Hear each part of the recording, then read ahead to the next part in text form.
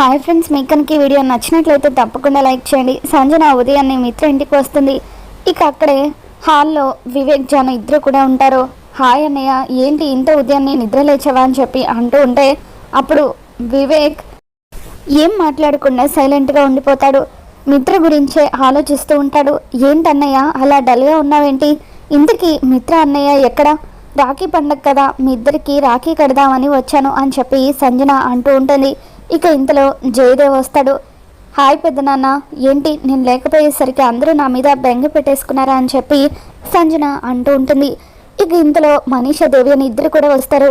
వస్తే సంజన, నువ్వేంటే ఒక కబురు లేదు, కాకరకాయ లేదు, ఇలా హఠాత్తుగా వచ్చేసావేంటి అని చెప్పి అంటూ ఉంటే, అమ్మ కూతురు తల్లిగారింటికి వస్తే ఎలా ఉన్నావని అడగాలి కానీ ఇలా చెప్ప పెట్టకుండా వచ్చావని అడుగుతావేంటి? నేను ఫోన్ చేయకుండా రాకూడదా అని చెప్పి సంజన అంటూ ఉంటుంది. బాగుంది, గుడ్డొచ్చి తల్లిని వెక్కిరించినట్టుగా నువ్వు నన్నే వెక్కిరిస్తున్నావా? సరేలే, ఏంటి విశేషం, ఎందుకు వచ్చావని చెప్పి అలా దేవి అని అడుగుతూ ఉంటుంది. ఇకప్పుడు సంజన, రాఖీ పండగ రోజున అన్నయ్యకి రాఖీ కట్టకుండా ఈ చెల్లెలు ఉంటుందా, అందుకే మిత్ర అన్నయ్యకి వివేక్ అన్నయ్యకి రాఖీ కట్టడానికి వచ్చాను అని సంజన అంటూ ఉంటుంది.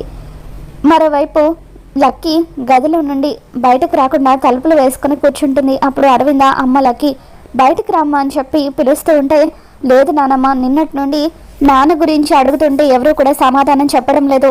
నాన్న ఎందుకు ఇంటికి రాలేదు? నాన్న వచ్చే వరకు నేను గదిలో నుండి బయటకు రాను, ఎవరితోనూ మాట్లాడను అని చెప్పి లక్కీ అంటూ ఉంటుంది. ఇక దాంతో అరవింద కూడా మిత్ర గురించి కంగారు పడిపోతూ ఉంటుంది. ఆంటీ, మిత్ర గారికి ఏం కాదు, మీరు కంగారు పడకండి అని సంయుక్త అంటూ ఉంటే, ఇక అప్పుడు అరవింద, మిత్రకు వచ్చే గండాలు మామూలువి కాదు సంయుక్త, అందుకే నేను కంగారు పడడంలో అర్థం ఉంది. మిత్రకు వచ్చే గండాల వల్ల ఏ క్షణానైనా తనని మృత్యువు కబలించవచ్చని దీక్షితులు గారు చెప్పారు, అందుకే నేను ఇంతలా బాధపడుతున్నాను అని చెప్పి అరవింద అలా మెట్లు దిగుతూ కిందకు వస్తూ ఉంటుంది. మరోవైపు లక్ష్మి పూజ గదిలోకి వెళ్ళి, స్వామి ఇంకా ఎన్ని రోజులు మిత్ర గారికి గండాలు? ఈ కుటుంబం సంతోషంగా ఉండాలని నేను మిత్ర గారిని కుటుంబాన్ని వదిలేసి దూరంగా వెళ్ళిపోయాను, కానీ మిత్ర గారికి ఉన్న గండాలు మాత్రం ఇంకా తొలగిపోలేదు. అటువంటప్పుడు నేను ఇన్ని సంవత్సరాలు కుటుంబానికి దూరంగా ఉండి ఎటువంటి ప్రయోజనం లేదు కదా అని చెప్పి ఇక అలా లక్ష్మి ఎంతగానో ఏడుస్తూ ఉంటుంది. అరవింద మెట్లు దిగి కిందకి వస్తూ ఉంటుంది. సంయుక్త కూడా కిందకి రావడం చూసి సంజన ఒక్కసారిగా షాక్ అవుతూ ఉంటుంది. వదిన, నువ్వు బతికి ఉన్నావా? నువ్వు చనిపోయావు అనుకుని మేమంతా ఎంత బాధపడిపోయామో తెలుసా అని చెప్పి వచ్చి అలా లక్ష్మిని హక్ చేసుకుంటుంది.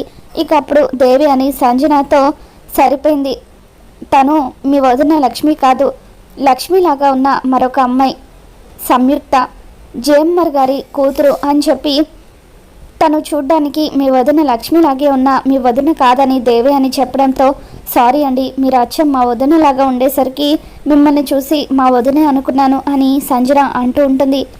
ఇక ఆ తర్వాత సంజన అరవిందకి ఎదురుపడి, పెద్దమ్మ బాగున్నావా అని చెప్పి అంటూ ఉంటే, నేను బాగున్నానే, నువ్వెలా ఉన్నావు అని చెప్పి అరవింద పలకరిస్తుంది. ఇక ఆ తర్వాత వివేక్ దగ్గరకు వచ్చి, రే వివేక్, అసలు నిన్నటి నుండి మిత్ర గురించి అడుగుతూ ఉంటే నువ్వు సరిగ్గా సమాధానమే చెప్పడం లేదు, మర్యాదగా నిజం చెప్పరా, నా కొడుకు ఏమయ్యారు అని అరవింద వివేక్ కాలర్ పట్టుకొని నిలదీస్తూ ఉంటే, ఆంటీ మిత్ర గారికి ఏం కాదు, మీరు కూల్గా ఉండండి అని సంయుక్త చెబుతూ ఉంటుంది. ఇక ఆ తర్వాత అరవింద జయదేవ్ దగ్గరికి వెళ్ళి, ఏమండి కనీసం మీరైనా నాకు నిజం చెప్పండి, నా కొడుకు ఏమయ్యాడు అని అరవింద నిలదీస్తూ ఉంటే అప్పుడు జయదేవ్, మిత్రను ఎవరో కిడ్నాప్ చేశారు అరవింద అని చెప్పి అంటూ ఉంటాడు. దాంతో అరవింద ఒక్కసారిగా షాక్ అవుతూ ఉంటుంది. ఏంటి, మిత్రని ఎవరో కిడ్నాప్ చేశారా అని చెప్పి అలా ఒక్కసారిగా కుప్పకూలుతుంది. దాంతో ఇంట్లో వాళ్ళందరూ కూడా ఇక అలా అరవిందని పైకి లేపి చైర్లో కూర్చోబెడతారు. అరవిందకు మంచినీళ్ళు తాగిస్తారు. మిత్రని ఎవరో కిడ్నాప్ చేయడం ఏంటండి అని చెప్పి అలా అరవింద కంగారు పడిపోతూ ఉంటే, మీరేం కంగారు పడకండి ఆంటీ, మిత్ర గారికి ఏం కాదు, మేమంతా ఉన్నాం కదా అని చెప్పి లక్ష్మి అరవిందతో అంటూ ఉంటుంది. మరోవైపు లక్కీ జున్నుకి రాఖీ కడతానని చెప్పడంతో జున్నుని తీసుకొని అర్జున్ మిత్ర ఇంటికి వస్తాడు. జున్ను పొరపాటున కూడా మిత్ర గారు కిడ్నాప్ అయ్యారన్న విషయం లక్కీకి తెలియకూడదు, తెలిస్తే బాధపడుతుంది అని చెప్పి అర్జున్ జున్నుకి చెబుతూ ఉంటాడు. అలాగే బాబా, ఒకరు బాధపడే విషయాలు చెప్పకూడదని అంటారు కదా, అలాగే నేను అంకుల్ కిడ్నాప్ అయిన విషయం లక్కీకి చెప్పనులేండి అని జున్ను అంటూ ఉంటాడు.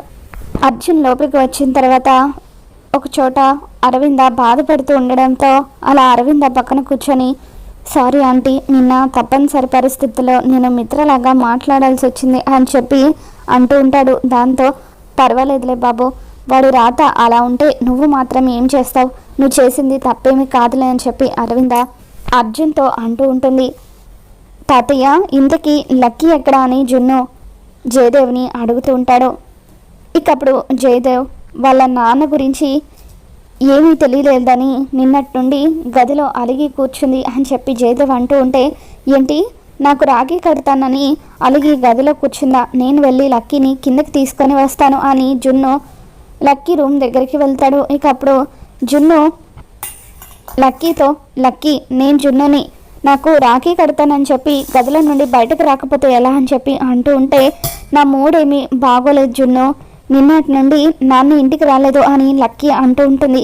నువ్వు భయపడినట్టుగా మిత్ర అంకుల్కి ఏం కాలేదు, నేను అంకుల్ వాళ్ళ ఆఫీస్కి కూడా వెళ్ళాను, అంకుల్తో మాట్లాడాను కూడా అని చెప్పి జున్ను అంటూ ఉంటే, లేదు జున్ను, నువ్వు అందరిలాగా నాకు అబద్ధం చెప్పడం లేదు కదా, నిన్నటి నుండి అందరూ నా దగ్గర ఏదో దాస్తున్నట్టుగా అనిపిస్తుంది అని లక్కీ అంటూ ఉంటుంది. అయ్యో లేదు లక్కీ, నేను నిజమే చెబుతున్నాను, అంకుల్తో నేను మాట్లాడాను అని చెప్పి జున్ను అనగానే, అవునా సరే అని చెప్పి లక్కీ అంటూ ఉంటుంది. మరి నువ్వు రాఖీ కట్టకపోతే నేను బాధపడి వెళ్ళిపోతాను అని జున్ను అంటూ ఉంటే, నిన్ను ఇంటికి పిలిచి బాధ పెట్టడం నాకు ఇష్టం లేదు జున్ను, నీకోసం నేను బయటకు వస్తున్నాను అని చెప్పి లక్కీ గదిలో నుండి బయటకు వస్తుంది. ఇక అలా లక్కీ జున్ను ఇద్దరు కూడా కిందికి వస్తారు.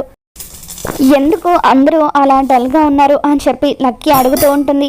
ఇక అప్పుడు సంయుక్త, మరేం లేదు లక్కీ, నువ్వు అలిగి గదిలో కూర్చున్నావు కదా, అందుకే అందరూ డల్గా ఉన్నారు అని చెప్పి, మీ నాన్నగారు కూడా కాసేపట్లో ఇంటికి వచ్చేస్తారు, అందుకే అత్త కూడా నాన్నకు రాఖీ కట్టడానికి వచ్చింది అని సంజనని సంయుక్త చూపిస్తూ ఉంటే, అత్త బాగున్నావా అని చెప్పి లక్కీ పలకరిస్తూ ఉంటుంది. నేను బాగున్నాను లక్కీ, నువ్వెలా ఉన్నావని చెప్పి సంజన లక్కీని పలకరిస్తూ ఉంటుంది. అమ్మయ్య, మొత్తానికి నాన్న కూడా వచ్చేస్తున్నాడు, మరి అందరూ ఇంకా ఎందుకు అలా డల్గా ఉన్నారు అని చెప్పి అలా లక్కీ అంటూ ఉంటుంది. జయదేవ్ లక్కీతో, నువ్వు జున్నుకి రాఖీ కడతానన్నావు కదా, మరి రాఖీ కట్టావా అని చెప్పి అంటూ ఉంటే, కడదామని అనుకున్నాను తాతయ్య, కానీ నేను నాన్న కనిపించడం లేదన్న హడావిడిలో రాఖీ కొనడం మర్చిపోయాను అని చెప్పి లక్కీ అంటూ ఉంటుంది. ఇక అంతటితో ఈరోజు ఎపిసోడ్ పూర్తవుతుంది. రాబోతున్న ఎపిసోడ్లో ఏం జరగబోతుందో మళ్ళీ మన ఛానల్లో తెలుసుకుందాం. ఇంకా నీకు వీడియో నచ్చినట్లయితే తప్పకుండా లైక్ చేయండి.